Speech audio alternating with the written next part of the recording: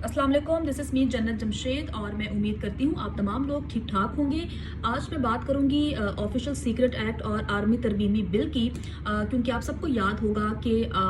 3 रोज़ कबल इतवार वाले दिन सदर पाकिस्तान डॉक्टर आरिफ अलवी की जानिब से ट्वीट किया गया था और उस ट्वीट में उन्होंने कहा था कि खुदा गवाह है कि मैंने ऑफिशियल सीक्रेट एक्ट और आर्मी तरमीमी बिल्स पर दस्तखत नहीं किए, बल्कि अपने अमले को कहा था कि इस बिल्स को वापस भेज दो और अपने अमले से बार बार पूछा था कि आया इस बिल्स को वापस भेजा गया है या नहीं। लेकिन उन्हें आज पता चला कि ये बिल्स कवानीन बन गए हैं और जिससे ये साबित होता है कि उनके अमले ने हुक्म अदूली की है। इसी ट्वीट में उन्होंने उन तमाम लोगों से माफ़ी मांगी है जो इस बिल से मुतासिर होंगे। लेकिन हम सदर की ट्वीट के हवाले से बात नहीं करेंगे कि आया सदर ने ठीक कहा या नहीं कहा। हम बात करने जा रहे हैं कि बेसिकली ये ऑफिशियल सीक्रेट एक्ट और आर्मी तरमीमी बिल है क्या। तो बात करते हैं कि ऑफिशियल सीक्रेट एक्ट और आर्मी तरमीमी बिल बेसिकली है क्या। तो सबसे पहले हम बात करते हैं कि ऑफिशियल सीक्रेट एक्ट क्या है। ऑफिशियल सीक्रेट एक्ट सबसे पहले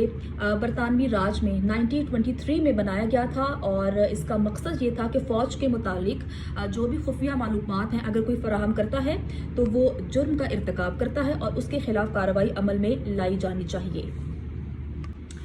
तो अब दोबारा से ऑफिशियल सीक्रेट एक्ट नाफिजुल अमल हो चुका है और मैं बड़े ही आसान लफ्ज़ों में आपको समझाऊंगी कि बेसिकली ये एक्ट है क्या और ये किस तरह से इस पर इम्प्लीमेंटेशन होगी। तो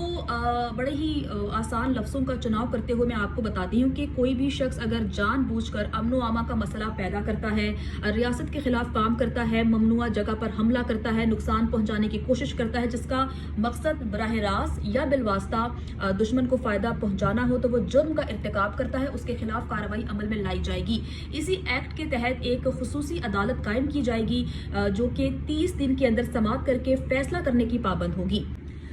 जुर्म में उकसाने, साजिश करने या मुआवनत फराहम करने वाले को भी शरीके जुर्म तस्वुर किया जाएगा और उसके खिलाफ भी कार्रवाई अमल में लाई जाएगी।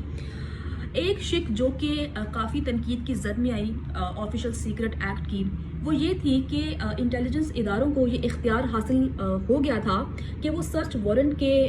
बगैर ताकत के ज़ोर पर किसी भी वक्त किसी के घर छापा मार सकते हैं, उसके घर की तलाशी ले सकते हैं और किसी भी इंसान की तलाशी भी ले सकते हैं। और इस शिक को काफ़ी तनकीद का निशाना बनाया गया था और इसी एक्ट के तहत FIA जो है वो तहकीकात करेगा और DGFIA 17 ग्रेड से ऊपर या फिर 17 ग्रेड का अफसर नामजद करेंगे जो कि तहकीकात करेगा। DGFIA जॉइंट इन्वेस्टिगेशन टीम भी बना सकते हैं और इस इन्वेस्टिगेशन टीम में FIA के अफसरान भी शामिल होंगे और इंटेलिजेंस इदारों के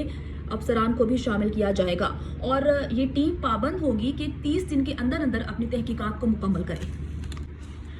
जब किसी भी शख्स के खिलाफ तहकीकात का आगाज़ किया जाएगा, अगर उसके कब्ज़े से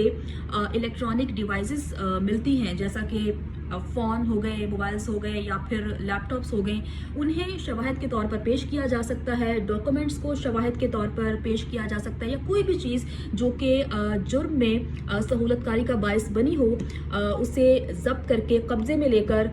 शवाहिद के तौर पर पेश किया जा सकता है। और मुसल्लह अफवाज के ख़िलाफ़ कोई भी ऐसी बात करना हो या कोई राज अफशा करना हो जो कि मुल्की मफाद के ख़िलाफ़ हो, वो भी जुर्म तस्वुर किया जाएगा और ऐसे शख्स को 5 साल कैद बामुशक्कत सुनाई जाएगी। अब जो नाकदीन हैं जो कि इन बिल्स पर तनकीद करते हैं, उनका कहना है कि ये हमारे दस्तूर के आर्टिकल 9 के ख़िलाफ़ है और इस बिल से इंसानी हुकूक, इंसानी आज़ादी और मीडिया की आज़ादी पर असर पड़ सकता है। तो नाज़रीन, ऑफिशियल सीक्रेट एक्ट के तहत एक अदालत बनाई जा चुकी है और यही अदालत तमाम मुकदमात की समाअत करेगी और पाकिस्तान तहरीक इंसाफ के चेयरमैन शाह महमूद कुरैशी वो पहले इंसान हैं जिनका मुकदमा इस अदालत में सुना जा रहा है। अब तो वो 4 रोज़ा रिमांड पर FIA के हवाले हैं। 4 रोज़ के बाद दोबारा उन्हें पेश किया जाएगा। इस अदालत में जो भी समाअत होगी वो इन कैमरा समाअत होगी, खुफिया समाअत होगी।